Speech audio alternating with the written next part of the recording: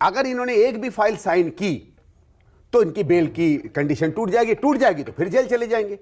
नमस्कार, इस वीडियो में दो बड़ी अपडेट आपको देने वाले हैं। पहली कि ये गाड़ी की डिक्की से जो कैश का अंबार मिला है उसको देख करके एक बार फिर चारों तरफ हड़कंप मच गई है, और दूसरी जो बड़ी अपडेट देने वाले हैं उससे पहले तो आप ये वीडियो देखिए। आपने हाल में यह भी कहा कि अरविंद केजरीवाल मुख्यमंत्री बन ही नहीं सकते। हाँ, ऐसा क्यों? देखो, मुख्यमंत्री बनने का क्या मतलब है? शपथ लेके गाड़ी में घूमना, और अगर आप कहें एक चीप कमेंट करूं तो शीश महल में रहना, ये सब तो उसका काम नहीं है। उसका काम है काम करना। काम सरकार में कैसे होता है? फाइलें देखना, फाइलों को ऑर्डर देना, अधिकारियों को बताना क्या करना है, मीटिंग अटेंड करना। अदरवाइज तो ये कोई राजे महाराजे थोड़ी हैं कि सवेरे उठे और कहा फरमान जारी हो गया। ऐसे तो काम नहीं होता जमहूरियत में, लोकतंत्र में। अब जब इनको बेल मिली, ठीक है, और इनकी बेल बड़ी असाधारण बेल थी, सुप्रीम कोर्ट ने यह कहा कि आपको मैं बेल तो दे रहा हूं, लेकिन आप फाइलें नहीं साइन कर सकते, आप अधिकारियों की मीटिंग नहीं अटेंड कर सकते, आप दफ्तर नहीं जा सकते। अगर मुख्यमंत्री फाइल नहीं साइन कर सकता, अधिकारियों की मीटिंग में नहीं जा सकता, अधिकारियों को बुला नहीं सकता, दफ्तर नहीं जा सकता, तो क्या करेगा? दिन भर 13वीं में और चौथे में और जन्मदिन में और जागरणों में जाएगा क्या, और करेगा क्या? और अगर नहीं कुछ कर सकता तो पंगु मुख्यमंत्री। इसीलिए मैंने कहा कि अगर इन्होंने एक भी फाइल साइन की तो इनकी बेल की कंडीशन टूट जाएगी तो फिर जेल चले जाएंगे।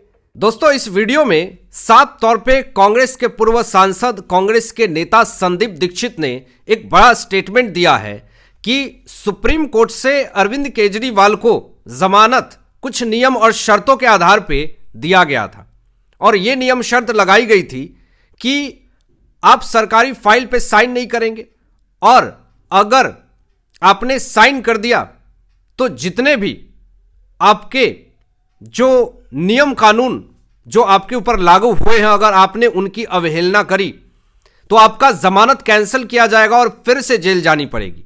लेकिन अरविंद केजरीवाल इन तमाम सुप्रीम कोर्ट के नियमों का उल्लंघन कर रहे हैं।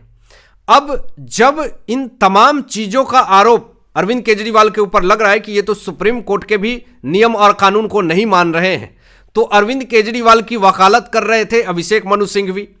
चारों तरफ सोशल मीडिया पे यही लोग मांग कर रहे हैं कि अभिषेक मनु सिंघवी एक ऐसे वकील हैं जिनको पता है कि अरविंद केजरीवाल ठग्गूमल है, फर्जीवार है और ये भ्रष्टाचारी है, फिर भी उसको डिफेंड करने के लिए ये सुप्रीम कोर्ट में वकालत करते हैं, दलीलें देते हैं। सबसे पहले ऐसे वकीलों के लाइसेंस की मान्यता रद्द करनी चाहिए, यह मांग उठ रही है दोस्तों सोशल मीडिया पे।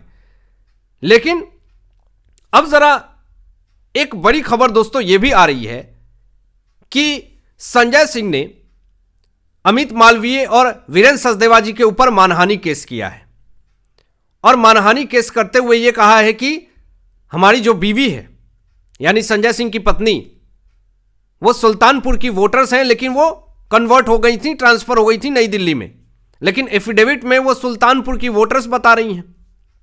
जब इनका फर्जीवाड़ा, इनका झूठ जब सामने आया तो ये लगे बिलबिलाने, मानहानि केस कर दिया। तो फिर यहां पे वीरेंद्र सचदेवा जी ने यही कहा कि जिसकी कोई मान सम्मान नहीं हो, जो तिहाड़ जेल में रह करके आया हो, जिसकी पूछ कहीं नहीं हो, जिसको पूरा दिल्ली की जनता धिक्कार रही हो, उसकी क्या हानि होगी? उसकी तो कोई मान है ही नहीं, तो वो क्या मानहानि केस करेगा?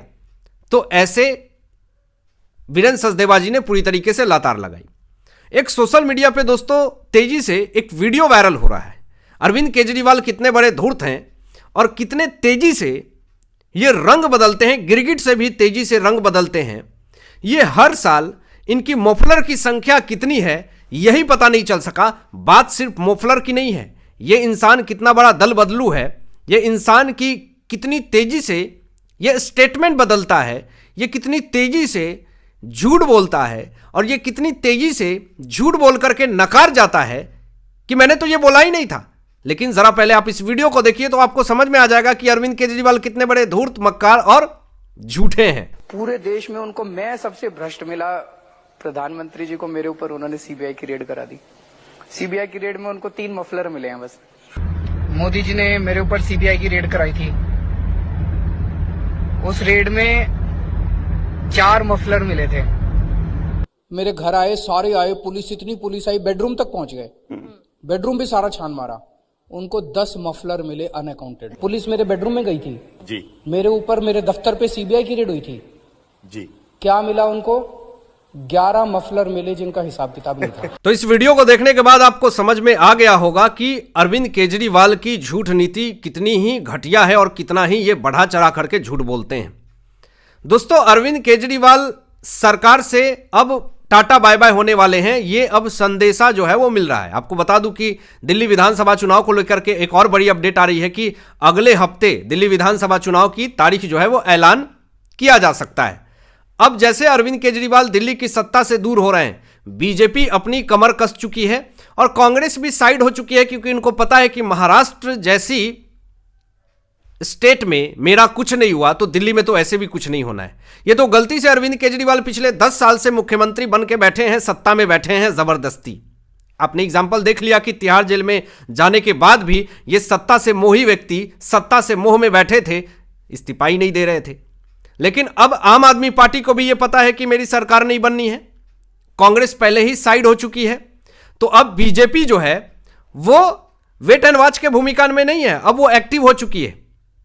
और सबसे पहले तो आपको यह दिखाता हूं कि वीरेंद्र सचदेवा जी ने एक बड़ा ही ऐलान कर दिया है कि नरेंद्र मोदी दिल्ली को 4500 करोड़ रुपए की योजना देंगे। आप इस वीडियो में देखिए। नहीं, 3 कॉलेजेस का शिलान्यास है।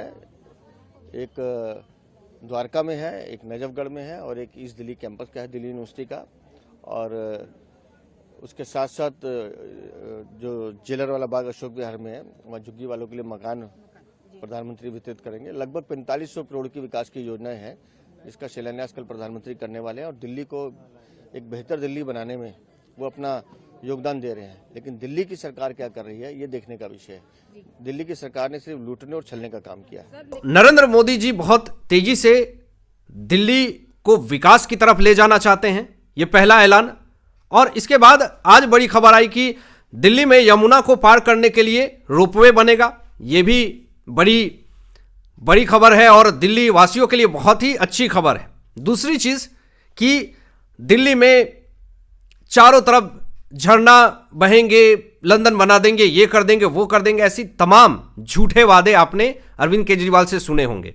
आज बीजेपी ने ऐलान किया कि दिल्ली में एशिया का सबसे बड़ा पार्क बनेगा, ये भी आज की बड़ी खबर है। नरेंद्र मोदी जी ने पिछले दिनों एक बड़ा ऐलान किया कि जितने भी दिल्ली में झुग्गी वासी हैं, उन झुग्गी वासियों के लिए 1645 फ्लैट की चाबियां सौंपी जाएगी। आज तक अरविंद केजरीवाल ने दिल्ली में झुग्गी वासियों पे सिर्फ और सिर्फ राजनीति करी है, उन झुग्गी वासियों के लिए कुछ सोचा नहीं है। लेकिन अभी बीजेपी दिल्ली में आई नहीं है, सरकार बनी नहीं है, लेकिन उससे पहले इतने बड़े बड़े ऐलान हो रहे हैं। आयुष्मान भारत योजना, 70 साल से ज्यादा उम्र के जो भी व्यक्ति हैं उनको 5 लाख रुपए साल में फ्री मुफ्त इलाज होंगे। लेकिन अरविंद केजरीवाल ने संजीवनी योजना के चक्कर में आयुष्मान भारत योजना को लागू नहीं होने दिया। बीजेपी ने कहा है कि बीजेपी की सरकार बनेगी तो सबसे पहले कैबिनेट बैठक में आयुष्मान भारत योजना को लागू किया जाएगा। अब दोस्तों, दूसरी जो सबसे बड़ी खबर आ रही है वो महाराष्ट्र के नागपुर से आ रही है, जो कि पुलिस ने नाकाबंदी के दौरान एक बड़ी कार्रवाई करी है और बिना नंबर प्लेट वाली गाड़ी से 41 लाख रुपए कैश जब्त किए हैं। और जब उस युवक से नागपुर पुलिस ने, महाराष्ट्र की पुलिस ने जब पूछा कि ये 41 लाख रुपए कैश कहां लेके जा रहे हो, इसका हिसाब दो, तो उस युवक ने हिसाब नहीं दिया। तो शक बताया जा रहा है कि हवाला से जुड़े ये सारे पैसे हैं और पुलिस ने उसी वक्त उसे गिरफ्तार कर लिया। तो महाराष्ट्र में बीजेपी की सरकार, देवेंद्र फडणवीस की सरकार, हवाला तो नहीं चलेगा। और हवाला के जरिए कितना बड़ा झोल हो गया गोवा में, गोवा के विधानसभा चुनाव में आम आदमी पार्टी ने झोल कर दिया। शायद बीजेपी होती तो यह ना हो पाता।